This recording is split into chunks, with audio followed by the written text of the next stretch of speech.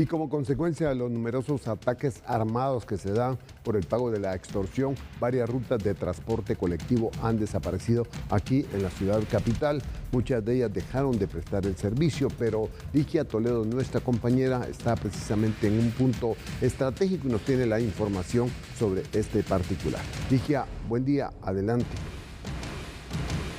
Así es, compañeros en estudio, es importante darle seguimiento a lo que está ocurriendo precisamente en la Ruta 22, porque recordemos que ayer dábamos a conocer que los pilotos y ayudantes recibieron una llamada en donde un presunto grupo de extorsionistas les estaban pidiendo 300 quetzales semanales a cada unidad de transporte, pero es importante recalcar que no son las únicas víctimas, sino que hay otros pilotos y ayudantes de otras rutas que también están siendo víctimas de estos cobros de extorsión, y es por ello que nos acompaña Edgar Guerra, defensor de los derechos del usuario del transporte público, para que nos comparta cuáles son las denuncias que ustedes han recibido. En primer lugar, pues preocupante el asedio que están recibiendo los pilotos, ayudantes y transportistas de diferentes rutas. En este caso muy particular, la Ruta 22, que al menos en menos de 15 días pues se realizaron 4 ataques de estos, en donde ha dado como resultado pilotos y ayudantes muertos y lesionados.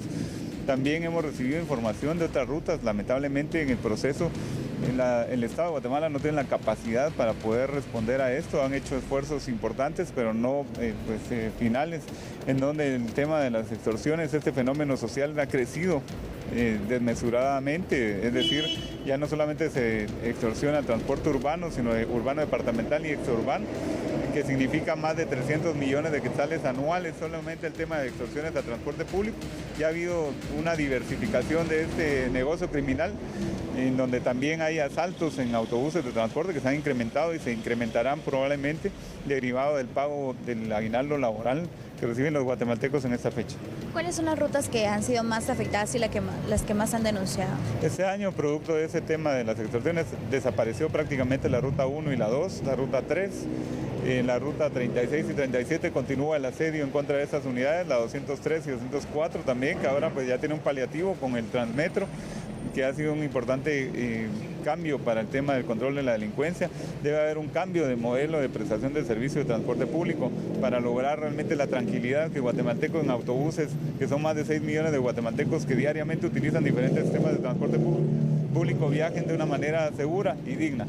Hablábamos fuera de cámaras que en el transporte público no solo se da el hecho de las extorsiones, sino también asaltos a los pasajeros. ¿Cuáles serían las recomendaciones? Las recomendaciones: no portar demasiado efectivo o objetos de valor, teléfonos caros, que por ejemplo todo el mundo está en su derecho de poder portar lo que quiera dentro de las unidades de transporte o en las calles, pero derivado de esta crisis que está viviendo en el tema de extorsiones y también de asaltos, no solamente en los autobuses, en paradas, en las calles, pues lo que se requiere es tomar acciones, personalmente, y también a las autoridades exigirles que haya más presencia.